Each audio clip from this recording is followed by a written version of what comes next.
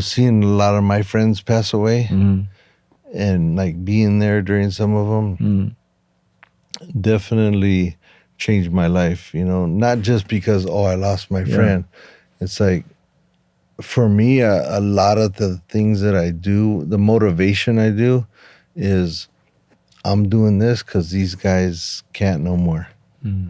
Like, we were doing it together and then they died. And I'm like, oh man, now it's just like me, me and whoever is still going.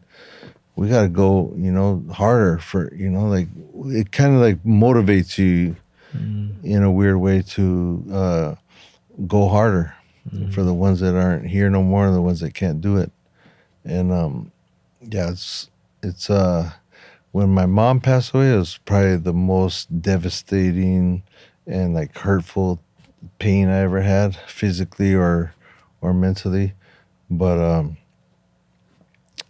the crazy part about that was the next day I had a book signing, and I told my friend who was letting me use the basically went to put up like 40 photos, took a bunch of boxes of books there, and then I called to cancel it.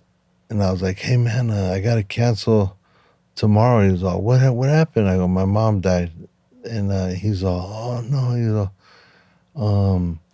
are you sure? You sure you want to cancel it? And I'm thinking in my head like, well, who else would think about like, oh yeah, I'm gonna go and work tomorrow, Right.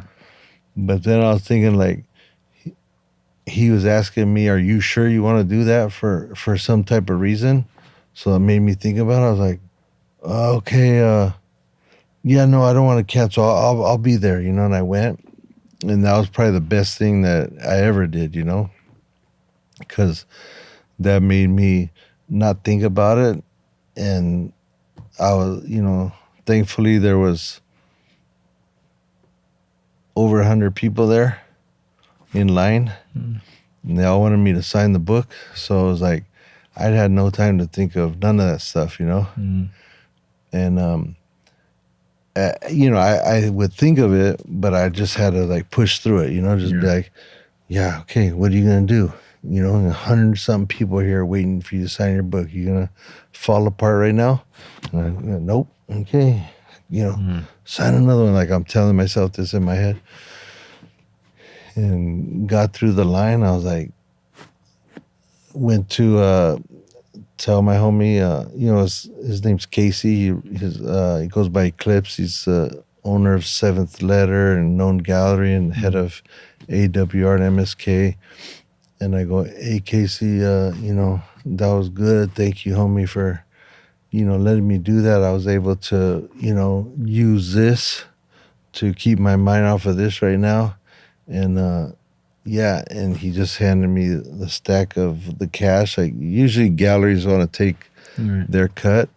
And he's all, here, homie, this is all you. And he gave me everything from what I sold.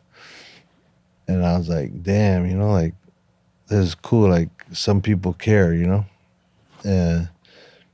that was like a big turning point for me for that event, that had happened. But when did you? It's ongoing. Obviously, for me, it's been 10 years since I lost my dad. But did you give yourself the grace and the time to process your mom's passing? Not really. I don't think I ever stopped. I think if you stop, you could maybe go into like a darker place. But if you keep going, keep it moving, you stay on your track, it helps you get through it. You keep your life going. Like when all the fires happen and first like there's strikes were happening, you can't work. Nobody's working. Right. Then the fires happen, nobody's working. Now there's ice in the streets and nobody's going to work. So like there's all these events happening, there's no work. And it's like, and then they're talking about the economy, like, well, how's this economy's supposed to happen if nobody's working? Right. And how are you supposed to feel good and go through your life if you can't work? Right. You know, like the bills don't stop coming, but the work does. Like, you know, Right. and it's not our control. You know, like Right. how many The thousands of conditions. houses burned down, and the city just shut down. Like, hey, nobody's going to work because we're grieving for the losses of houses and people and pets and everything. And it's like,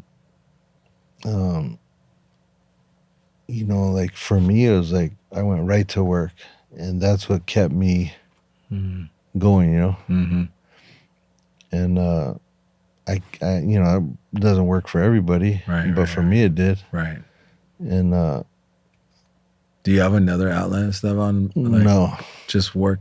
Nothing. Well, work is your passion, obviously. yeah, if I go, yeah, my passion is doing. I do what I love, Right. and I get paid for it. I do work, but 90% of the time I'm not getting paid, but I still do the same thing. So to me and everybody else, it's like I'm working, but the checks, you know, aren't coming like that. Right. So yeah, I would say just, you know, dive into something that you love to do. And for me, that's what it was. Would you consider your work or your passion, the photography, like your form of like release and therapy? Yeah, for sure.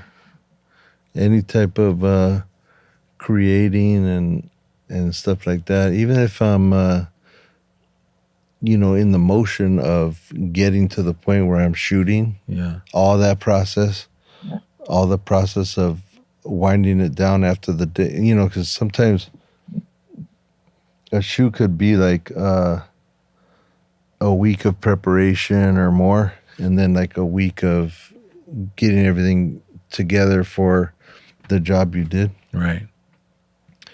So, yeah, you're not. I'm only shooting one day for a couple hours, but all that whole process is cool for me. Yeah. Let me ask. We always end the segment with the sacred five, but I want to ask one more question. What do you tell men that are hurting right now? I tell them, you know, everything's gonna be okay on the other side. You know, just push through it, and you know, you got to stay strong. You know, because if you let